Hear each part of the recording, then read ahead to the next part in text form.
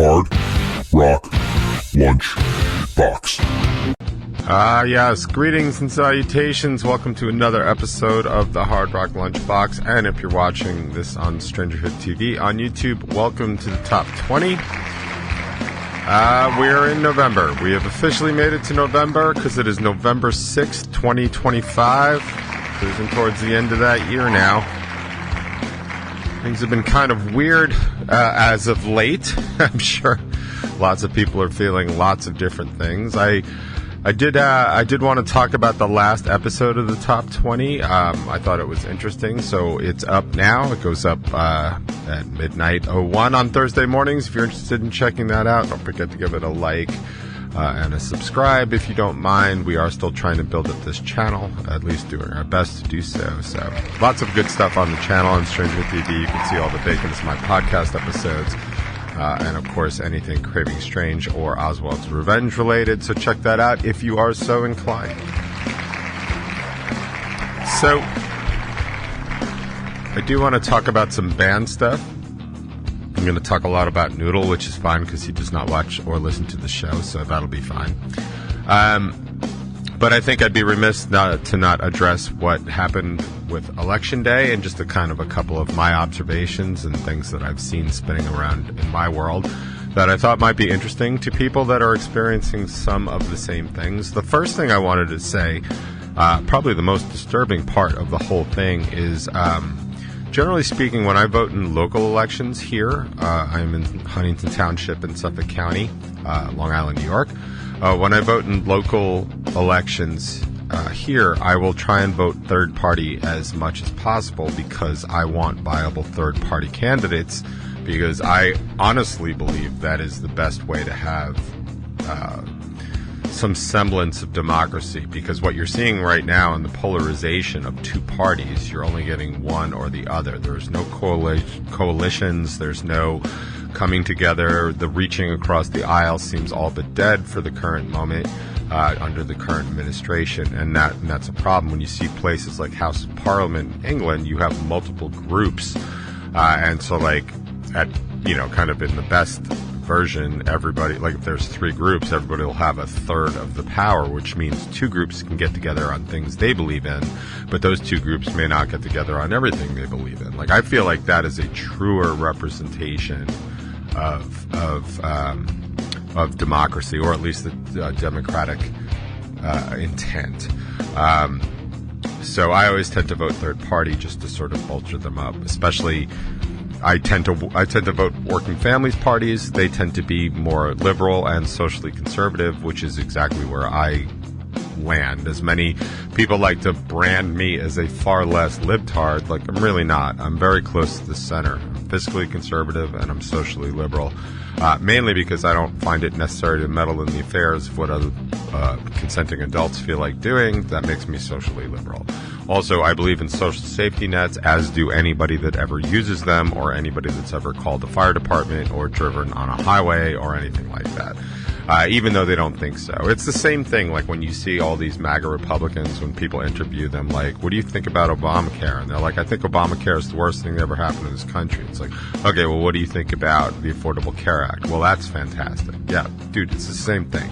And you're just branding, like, you're just working on branding that people have told you. It's funny to laugh at, but it's like, really, the mechanics behind it are definitely scary and off-putting. But regardless, so I tend to vote working families. So the day of, I get a phone call, like a robocall, which I never answer, but I listen to the voicemail they left because it was the Working Families Party of New York. Now, I figured it was going to be a get out the vote call, but what actually ensued was probably the most disturbing thing I've seen in local elections ever. It was a robocall from Working Families saying, basically, to paraphrase, that MAGA Republicans, specifically MAGA Republicans, had used a loophole in the elections law of Suffolk County to usurp the Working Families ticket. And I thought that was ridiculous. Like, I didn't even think that was possible, so I did a little research, and I went onto the Working Families website, Working Families Party website, to see the four candidates that they were running for my local offices. And then when I went to vote later that day, I saw that indeed the people that were on the Working Families Party were not the Working Families candidates. So basically, Republicans in Suffolk County cheated their way onto a ballot. I don't know any other way to explain it other than cheated. Like, they lied their way onto the ballot, onto the Working Families Party line. Now, you can imagine, like, yeah, that's kind of a big deal, but what if they figured out a way to just put all their MAGA names on the Democratic line? There's lots of people that vote Democratic. In fact, generally speaking, if I do not know who the candidate is over the past 4 election cycles, I'll vote Democrat, because I know there's there used to be a 50-50 shot that a Republican was going to be a Trump Republican. And that's even higher these days, as we just saw in New Jersey with Chitterelli just sort of changing his entire stance on Trump just to get his endorsement, which backfired tremendously, by the way. We can talk about that too. But there are lots of people that just vote party line. Now, I tend to not do that because I do like to do my research for stuff. But I will tell you, I generally speaking do not have time to look up all 8 judges that are running for local office. Yes, it's important. Yeah, it's lame that I don't do that. But I will generally go with my party at that point, just because Republicans tend to be anti-choice. Democrats tend to be a little bit more socially liberal and more for social freedoms, which is generally speaking what I am for. So in the absence of information, the statistical best guess is to vote party line. But there are people that just vote party line. They don't care who the candidate is. And I've always found that to be disturbing. It's also the thing that keeps people from voting for good candidates regardless of the party. Now, as I said, I've voted Republican plenty of times because the candidate running was the right candidate for me at the time. And as I even said, like when Hochul ran for governor in New York, if they had just put up a responsible conservative Republican, they probably would have gotten my vote. I am no fan of Hochul's, but I really, really hate people like Lee Zeldin and these election deniers. They're anti-democratic. They are a scourge to our Constitution and our constitutional way of life. So there was no chance I was going to vote for him. But if they had thrown up like somebody like Pataki, yeah, Pataki would have gotten my vote again for sure. Regardless, I just found it to be incredibly disturbing that I had real-world information that I had experienced personally and saw for myself with my own eyes of how Republicans cheated on the local election here in Huntington, which I find to be bananas. Most of those stories are supposed to be anecdotal, but here's one from me to you that actually happened. So that was interesting. A lot of the other stuff is not terribly surprising. I thought it was fantastic that Mikey Sherrill and I can't think of her first name, but Spanberger won in Virginia.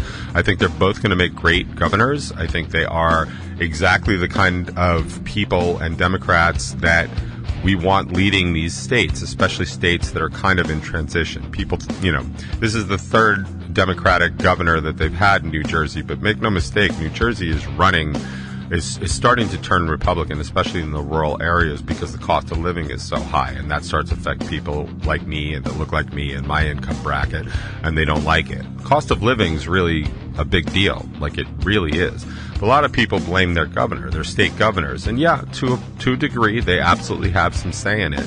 But when you start looking at what these things actually cost, and you start to realize, wow, that's really expensive. Like the New York City Police Department, something like 60,000 police officers. Like, they all need a decent salary. In fact, they were reporting not too long ago that a lot of NYPD were leaving because basically every other jurisdiction offers a higher salary than the NYPD. Like, that's a problem. If you want the best and the brightest, like, you do have to pay for it, so it is going to cost. And it's just a question of where that money comes from. So, yeah, the governor definitely has a lot to do with the cost of living in certain states. But really, those states sort of dictate the cost of living because things get expensive when people with money start being in there, because then you have loopholes and all that other stuff. But that's for another show.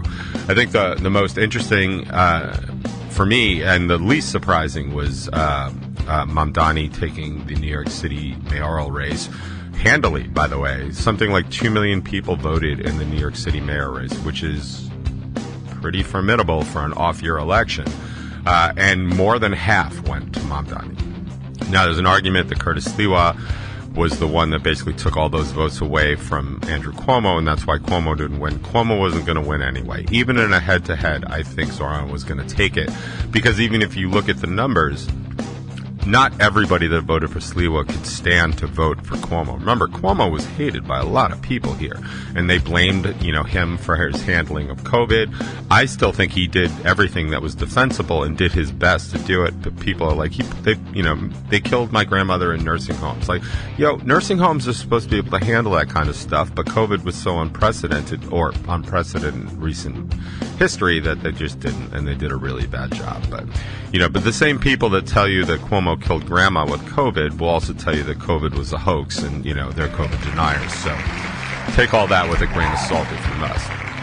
But what I've been finding most interesting, and then I'm going to get to something I do want to talk about in terms of the political landscape.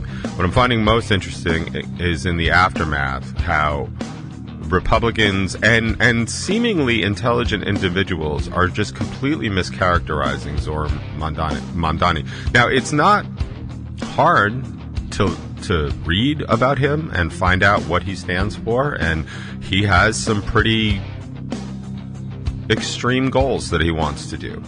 But as I find often the case, like when somebody is doing that, you have enough reason to push back on what they're actually saying and what they're actually doing.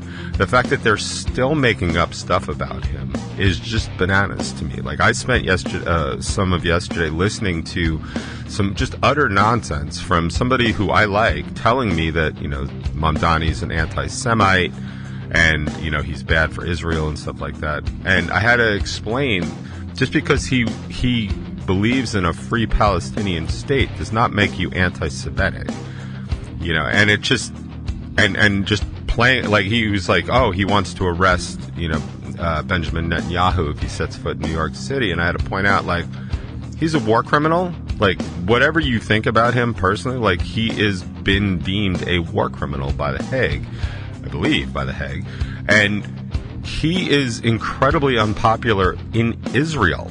Like, in Israel, he is holding on to power by force. And that the thought that any opposition to what Netanyahu is doing is, like, somehow anti-Semitic is ridiculous. Like, I am not anti-Semitic. I do not like what Netanyahu is doing.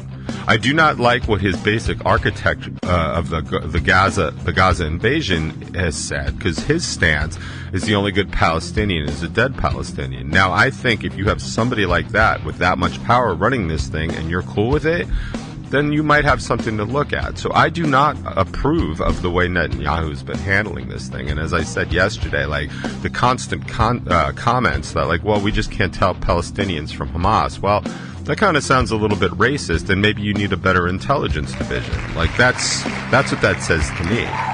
Like, if your justification for indiscriminately killing civilians is like, well, they look like them, like, that, doesn't that sound kind of racist to you? I mean, like, it does to me. And then, of course, I was left with the overwhelming feeling that I did not say, because I did not want to escalate the conversation. But, like, I do find it somewhat striking on a human and sociological level that how after World War II, the world basically got together and said, yeah, there should be a Jewish state. Like, this was just terrible what just happened with the Holocaust. There should be a Jewish state, and that's basically what the UN did. They took traditional Palestine and they gave it to Israel, and they created the Israeli state. So the world got together and was like, yep, I think that's really a good idea to have a Jewish state, a Jewish homeland that's theirs to defend and to grow and to prosper. But these same people are now saying that to have a free Palestine state, or, a legitimate state for the Palestinian people, is absolutely ridiculous. Like, I don't understand how you can say both of those things. And again, as I say often on this show, both things can be true.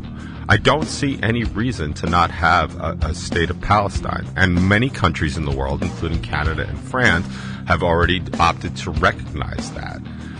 And then, it's just the amount of misinformation, like, and the equations, like, and that people are drawing and assumptions that people are making about Mamdani is just bananas. Like, he has said quite clearly what he intends to do. Some of it sounds fantastic. Some of it sounds slightly impossible. But as I said yesterday, like, I don't like the way things are going right now. So I am interested in a change to see if it's going to make it better. Now, if that sounds familiar, that's why most people voted for Trump in 2016, according to exit polling. They did not like the status quo. They wanted somebody to come in and shake it up. Unfortunately, what ended up happening is that shakeup looked like really bad governance, but really punishing to the libs. And as I keep saying here, like, that seems to be the number one driving factor whenever you talk to a MAGA Republican. Like, they're still butthurt about the fact that they had to wear a mask, and they insist that they were force-injected these COVID vaccines. And as I keep saying, that is completely a lie. Yeah, if you wanted to work in a public-facing job, there was a public health hazard going on, and if you wanted to keep that job, you needed to be vaccinated. You did not need to keep that job. As unfair and uncomfortable that is not a forced vaccination. People that were getting forced vaccinated were people like in the military that honestly have no say. Like, if you're getting deployed to the Sudan, you're getting a malaria shot, whether you want it or not. You don't get to say yes or no. Like, that's a forced vaccination. But to be fair, when you enlist, you kind of waive all those rights. So people are just still butthurt about, like, some sort of indecency or indignity that they feel like they suffered during COVID, which started under Trump, by the way. So, like, put your blame where you want it to be. But they are just so mad about that. And then they're mad about the trans agenda. Like, trans agenda is basically people that just want to live their lives. And as I said at the top of the show, like, I tend to be very socially liberal. Like, yeah, live your life. Leave me alone. Live your life. And so when any sort of agenda from the far left gets a little bit uppity is when I start pushing back, which is exactly what, people like me in the middle are supposed to be doing. And which brings me to my point. I'm probably going to have to skip the noodle story, but don't worry. I'm sure he's going to say something stupid in the coming weeks, so I'll have something more to say about that. But what the great Ezra Klein, who I think is just a brilliant political commentator and political writer, I've been following and reading his work for 25 years, probably, since he was writing at The Nation, at least.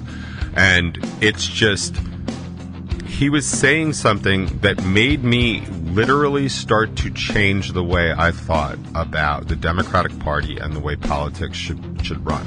And it dovetails in nicely with what I was saying about coalitions and groups of people within a government getting together. Well, it doesn't just have to be that, right? It doesn't have to be a coalition within the entire House of Representatives. We can start smaller. We can start smaller, and we can start even more with a grandiose idea of coalitions within the Democratic Party.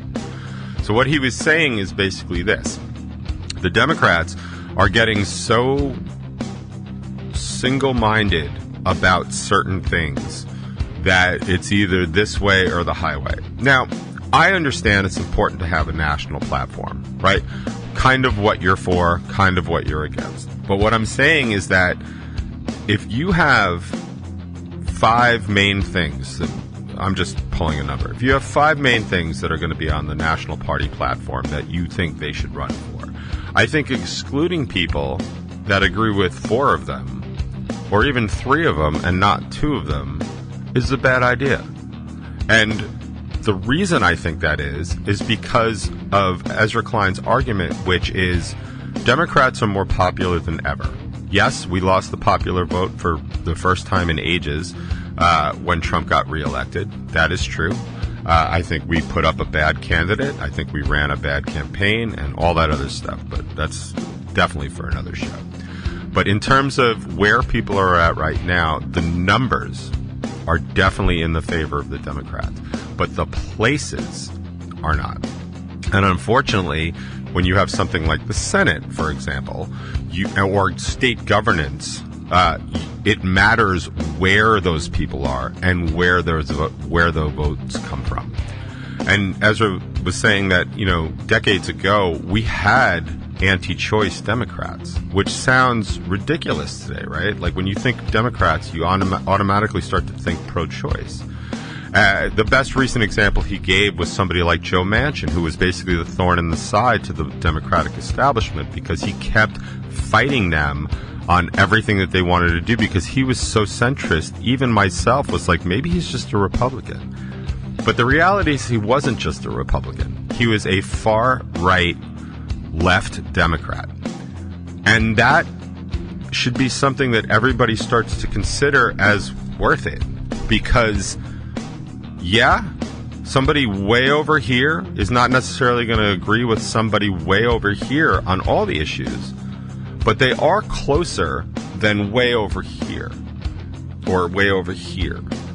And I think that's got some value. And as I was working through this in my own evolution of thought on the issue, I realized that, yeah, you know, maybe you can have an anti-choice Democrat that is very for the environment, very for unions, and very for health insurance.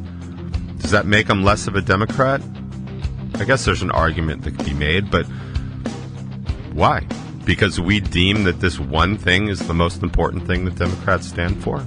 You're starting to see it now again, where Democrats are just basically uniting against everything that Trump, you know, is. And that becomes a single issue vote too. And I realize that elections are run that way, but democracies and republics cannot continue on always just running against an idea. And that's, you know, there's a big argument for why Democrats lost so badly in 2024, because they really weren't putting anything out. Harris, if you dug, had some really interesting ideas how to help families, like including a lot of credits for people that were starting new families, and but in places like New York, it doesn't necessarily resonate because New York is so progressive when it comes to family support. We have the Paid Family Leave Act. Not every state has that, and that's a big deal. We have the default amount of maternity time you can take. We have paternity time in New York State. So it doesn't resonate so much with everybody, but that messaging didn't even get out. She had some good ideas for sure, and probably not enough time to campaign on them. But everybody was so busy about we just can't have Trump. We just can't have Trump. And Trump, to his credit, kept putting out ideas. Yeah, lots of them were lies. Lots of them were never going to happen. Lots of them were impossible. But even his immigration thing, we're going to deport 1 million people in a year. Well, it turns out they weren't able to do that, and they're not going to be able to do that, which is why Stephen Miller has instructed ICE to go ahead and pick up any undocumented worker, which is not what Trump ran on. They were going to deport the gang members. Well, there's 15 million, maybe, undocumented people in this country. All 15 million of them aren't actually Venezuelan gang members. If you stop to think about it for just a second, it makes sense. As I constantly say on this show, things really need to pass the sniff test. But he did keep saying these things, and a lot of these things kept appealing to people. So it wasn't just a one-issue thing. So where does that leave me in terms of my transition of thought on this particular subject? I think the Democratic Party needs to start becoming much bigger. For every Mikey Sherrill that's a Navy helicopter pilot that's going to be the governor of New Jersey, let there be a Zohran Mamdani, who's a Democratic socialist and mayor of New York City. We need both of those. Maybe we need more people like John Tester from Montana before he got unseated. He was a Democratic rancher from the Northwest, the middle of the country, not even the cool part, the North and Midwest. Very rare when you look at the electoral map to see that kind of thing. And these are the people that we need because we agree with them more than we don't. So I guess my message to anybody trying to find out where your party is going at, if you're on the left like me or center left like me, is start thinking about those broader coalitions. Who can you actually work with most of the time, even if not all of the time, right? We need parties. We need people in these parties that are as far right and as far left as the party can possibly stand. We don't need to narrow. We don't need to demonize people like AOC and Bernie Sanders because they come from the further left. They're not even the farthest left, but the further left. But we need to keep that in check with people like Joe Manchin and John Tester and people that have since been voted out because they don't get the backing of the Democratic Party because they don't believe in all 5 things. And I don't think that that's important anymore. And I think that has been a big loss. And I think if the Democrats are smart about that and really sort of embrace that, they're going to find that on the right, the only thing they're really embracing is whatever Trump wants to do, because Trump keeps owning the libs. And as I keep saying, that's really all that matters over there. Yeah, they don't like immigrants, but they don't like that their immigrants from their bodega or their local deli are all of a sudden disappearing because Jose was a really good worker and a family man. They don't like that. They definitely don't like the tariffs because their businesses are starting to pay, we're up to $82 billion in taxes on American businesses because of these tariffs.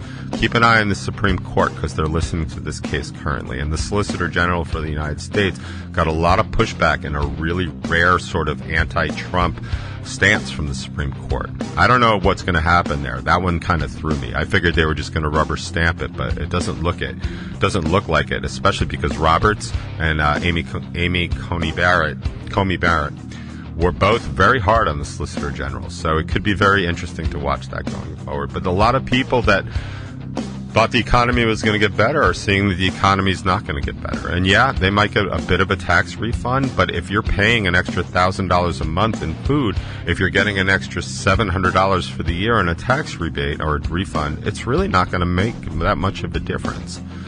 So as the right team seems to go more and more and more, like, let's own the libs, like, let's break liberal institutions, let's deconstruct all the stuff on the left, as they concentrate on their one issue, the other issues are going to become diverse and devoid of any sort of real passion or engagement.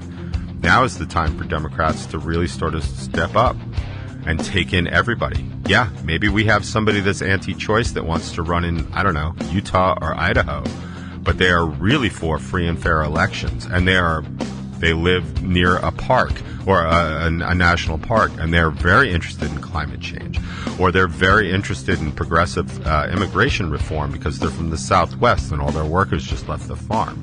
These are really important people to have, and even if you don't agree with them on everything, we need to start recognizing that we agree with them on at least something. And I think that that's my takeaway. And I'll be working on this the next couple of weeks. So as I have more thoughts, I will be sure and bore you with them because time to get to some music.